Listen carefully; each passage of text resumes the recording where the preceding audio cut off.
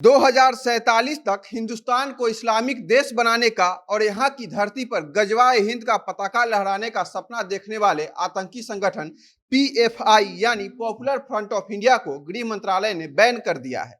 गृह मंत्रालय ने चुन चुन कर पीएफआई के द्वारा किए जा रहे कारनामों को अपने आदेश में गिनाया है और बता दिया है कि उसके जितने भी खतरनाक मंसूबे थे सारे पर भारत के इंटेलिजेंस एजेंसियां की नजर बनी हुई थी।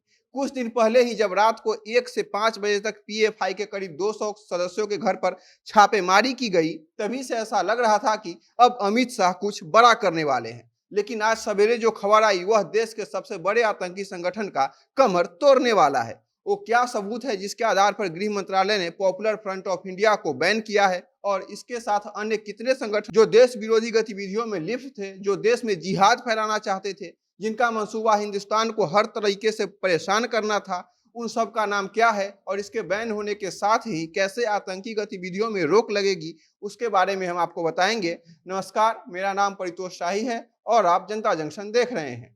एक बड़ा मशहूर कहावत तो आप लोगों ने सुना ही होगा कि एक मोटे पेड़ को काटने में अगर मोटा मोटी 6 घंटे का समय लगता है तो 4 घंटे का समय आप कुल्हाड़ी की धार तेज करने में लगाइए। कुल्हाड़ी का धार तेज हो जाएगा तो फिर पेड़ कितना भी मोटा क्यों न हो, उसे जमीन पर गिरने में ज्यादा समय नहीं लगेगा।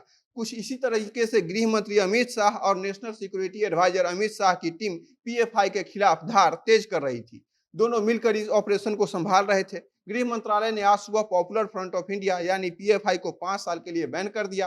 केंद्र सरकार पर बार बार इस बात का दबाव बनाया जा रहा था कि जब आपको पता है कि यह संगठन देश में किस तरह की गतिविधियां चला रहा है, मुस्लिम लोगों से जिहाद करवा रहा है, उनको हथियार चलाने का खुलेआम ट्रेनिंग दे रहा है, विदेश से फंड लेकर भारत में दंगे करवा रहा है, तब आप इन पर कार्रवाई क्यों नहीं करते। गृह मंत्री अमित शाह ने जब धारा 370 और 35A हटाया था तब एक समय लग रहा था कि अब जल्द ही पीएफआई को भी बैन कर दिया जाएगा, लेकिन उसके हटने के 3 साल से ज्यादा वक्त हो चुका था और पीएफआई का आतंक देश के हर कोने में बढ़ता ही जा रहा था।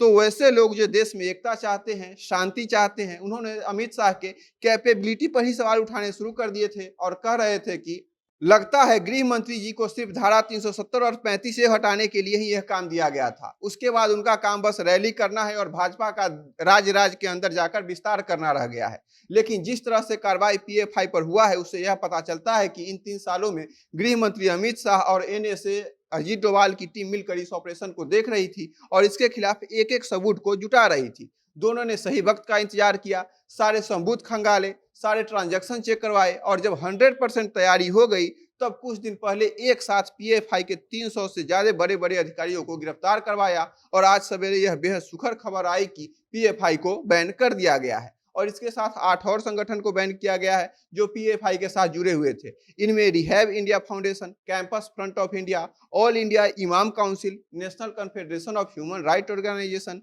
National women front, junior front, empower India foundation और रिहैब फाउंडेशन को भी बैन किया है। सरकार ने इस संगठन को बैन लगाने के पीछे जो वजह गिनाई है उसकी अगर बात करें तो पहली वजह यह है कि यह पीएफआई और इससे जुड़े संगठन गैर कानूनी गतिविधियों को देश भर में अंजाम दे रहे थे। यह गतिविधियां देश की सुरक्षा और अखंडता के लिए खतरनाक थी। इन संगठनों की गतिविधियां देश की शांति और धार्मिक सद्भाव के लिए खतरा बन सकती है।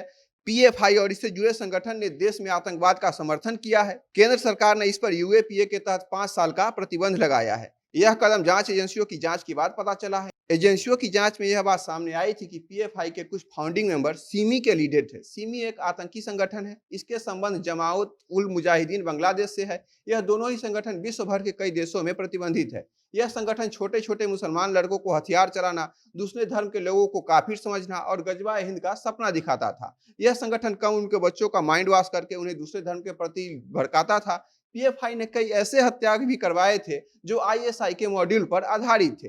सीधे सीधे शब्दों में कहे तो यह संगठन देश के लिए एक नासुर बनता जा रहा था। जितनी देरी होती उतना ही खतरा देश के आंतरिक सुरक्षा के लिए बढ़ता। लेकिन अब 5 साल के लिए इस संगठन को बैन कर दिया गया है। पिछले कुछ सालों से यह संगठन के खिलाफ भारत का सबसे बड़ा कदम और सख्त रवैया देखने को मिल रहा है, क्योंकि पीएफआई वाले ताल ठोकर भारत को इस्लामिक देश बनाने और यहाँ की धरती पर गजवाए हिंद का पताका लहराने का सपना देख रहे थे। खुलेआम मंचों से देश की हिंदू आबादी को धमकी देते थे और इनका मन इतना बढ़ा हुआ था कि जब पुलिस इन्हें गिरफ्तार करने पहुंची थी तब भीड़ जुटाकर पुलिस वाले को ही पीएफआई वाले पीटने लगते थे। लेकिन अब सब कुछ धीरे धीरे सही हो रहा है। अमित शाह की से जिस कार्रवाई की उम्मीद पूरा देश कर रहा था, सारे शांतिप्रिय लोग कर रहे थे, उन्होंने उनका भरोसा कायम रखा है। आगे इस खबर पर जो भी अपडेट होगी हम आपको बताएंगे। बाकी आप इस कट्टरवादी, आतंकी और जिहादी संगठन के बैन होने पर कितने खुश हैं, हमें कमेंट बॉक्स में बताइएगा। और खबरों के लिए देखते रहिए जनता जंक्शन। कैमरे के पीछे मेरे सहयोगी हैं विशाल। बहुत बहुत धन्यवाद।